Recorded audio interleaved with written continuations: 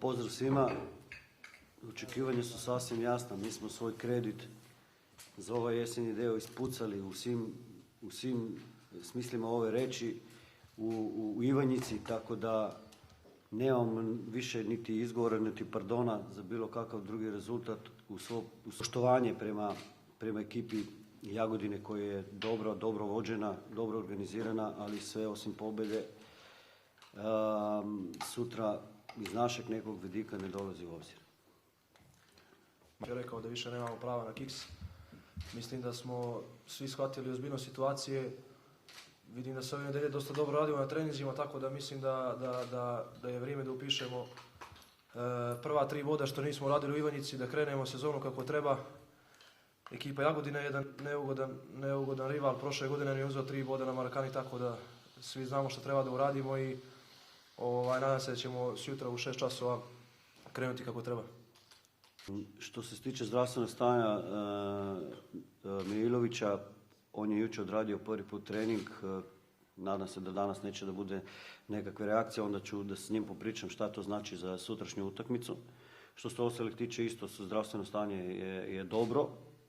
Mrđa je isto jučer prvi put odradio trening, Konjilo je odradio 2 treninga, Omega i Rauho su već neko vreme ovde. Više manje su problemi ti sertifikati koji treba da stignu u toku dana. Ako stignu dobro, ako ne, naravno igramo s kadrom s kojim raspolažemo, tako da eto, to je to. Ne, nema nikakvih problema osim igre u Ivanjici. Hvala. Pa mislim da ja to ne treba da komentarišem što se tiče suđenja. Ima neki ljudi koji su kompetentni za to, tako da treba da se maksimalno skoncentrišemo na teren. Sad svakome se desi da pogriješi, Bože moj. Nadam se da neće biti grešaka, da će to ovoga puta da nas zaobiđe i opet kažem, skoncentrisani smo na igru i na pozitivan rezultat. Pitanje je na mjestu, totalno, naravno da je teško i nije lako, ali to je situacija kakva je, trebamo da reagiramo pošto je prvenstvo počelo i nemamo prava ni u traženju alibija niti bilo kojih drugih izgovora.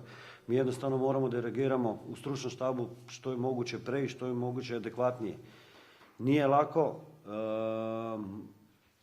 ali još jednom ponavljam, trebamo da reagiramo što pre i što brže, da ne dolazimo do toga da nas te greške u stvari destabiliziraju u tom nekom pogledu da gubimo bodove.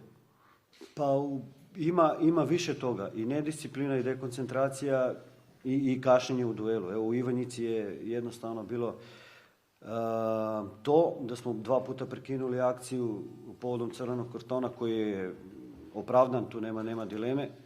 2 puta smo imali loptu u svojim nogama i 2 puta pravimo prekršaj zbog izgubljene lopte na sredini terena i jednostavno tu smo kasnili u duelu i zbog toga je bio crveni karton.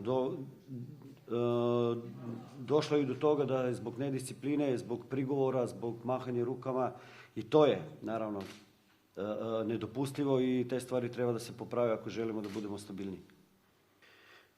Pa dobro, ja sam hteo da ozbiljno shvati situaciju u kojoj smo i u kakvom klubu radimo i šta to povlači sve za sobom. To nismo pokazali u Ivanjici, trebalo je odmah da se reagira, radili su dobro, ali ništa nama ne vredi ako mi radimo preko sedmice dobro, ako puno pričamo i onda kad dođe utakmica radimo baš suprotno.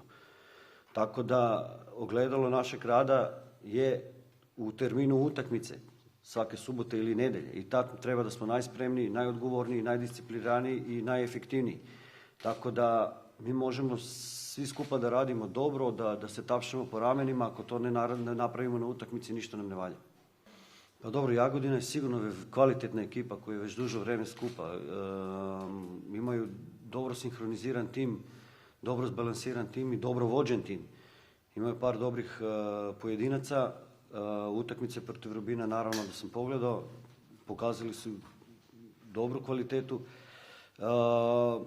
Naravno da je malo je bilo začuđujući taj poraz, ali treba da se uzme u obzir da oni na toj utakmici nisu igrali u kompletnom timu, da su trojica igrača bila iz različitih razloga izvan stroja i da će sad to biti potpuno drugi tim sutra, pretpostavljam, naravno, ako bude trener tu menjao, u stvari uključivao te igrače koji nisu bili na prvoj utakmici, tako da znamo da je i u više navrata Jagodina pokazivala dobre partije na domaćem terenu i na gostovanjima, tako da sa velikom dozom respekta ulazimo u sutrašnju utakmicu, ali cilj je jasan ako želimo to što želimo. Pa Predrag je poznato svime, jedan iskusan fudbaler koji nam je pravio problem dok je bio u Slobodi, mislim ne samo nama nego čitavoj ligi. Bio u vrhu liste strelaca, tako da sigurno jedno značajno pojačanje pred meč sa nama. Na nama je da ga ukrotimo, da spričimo sve, da kažem na nama defanzivna linija, nadam se da ćemo dobro odigrati i da ćemo spričiti sve te navale na naš gol. I opet kažem, treba vratiti pažnju na njega, sigurno je igrač koji može da zada dosta problema.